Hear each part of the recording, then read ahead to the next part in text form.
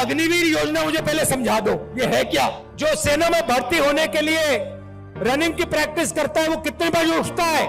4 बजे। और ऐसे लाखों युवा सपना देखते हैं तिरंगे की रक्षा करने का सपना।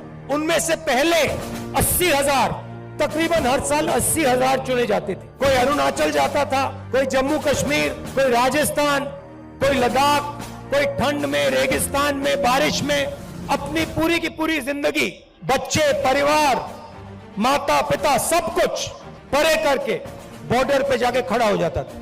वो बॉर्डर पे खड़े होते थे, वहां पे तूफान आ जाए, बर्फ गिर जाए, गोली लग जाए, बम फट जाए, कुछ नहीं, देश के लिए अपना खून देने के लिए 80,000 युवा हर साल सेना में भर्ती होते थे। अब उनको पहले सेना क्या देती थी? सबसे पहले सेना उनसे कहती थी, देखो एक दिन ऐसा आ सकता है जब आपको हिंदुस्तान के लिए लड़ना पड़ेगा, शायद आपको शहीद होना पड़ेगा, मगर हम आपको एक बात की गारंटी देंगे कि दुनिया में सबसे बेहतर ट्रेनिंग हिंदुस्तान की सेना को, वायुसेना को, नेवी को हम देंगे।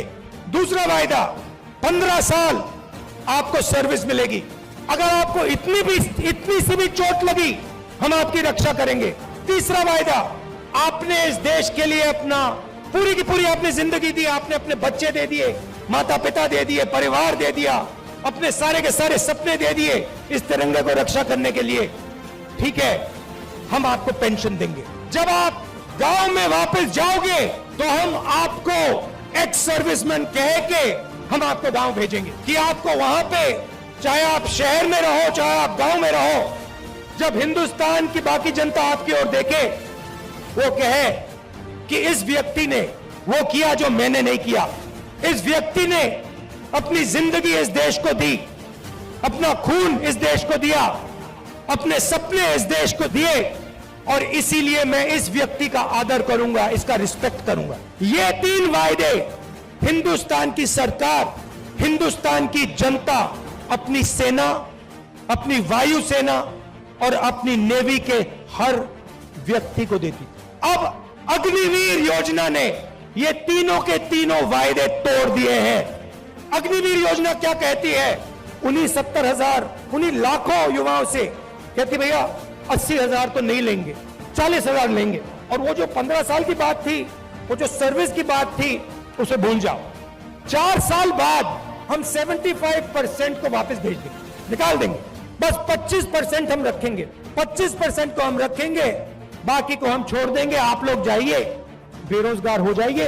अच्छा, जो पहले हम ट्रेनिंग देते थे, जो सैनिक को तैयार करने में 5, 10, 15 साल लगते हैं, जो टाइम लगता है उसको भूल जाइए। सिर्फ 6 महीने की ट्रेनिंग की जरूरत है, 4 साल बाद घर वापसी। पेंशन देते थे, अब नहीं दोगे। तो ये वायदे नरेंद्र मोदी जी ने और बीजेपी ने तोड़े हैं। जब मैं ये बात उठाता हूं तो कहते हैं मैं सेना के विरोध बात कर रहा हूं, मैं सेना की रक्षा कर रहा हूं, मैं सेना का आदर कर रहा हूं।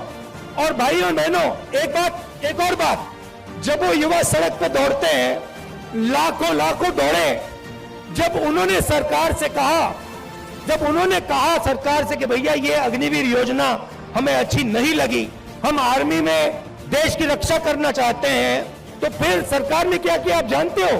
सरकार ने कहा कि इनके अगर चेहरे कैमरा पे आ गए, जो धरना दे रहे थे, अगर इनके चेहरे कैमरा पे आ गए तो इनको कोई सरकारी नौकरी नहीं मिलेगी, और धमकाया उनको कि बाहर मत आओ, अग्निवीर के बारे में सच्चाई मत बोलो, नहीं तो तुम्हें सरकारी रोजगार नहीं मिलेगा।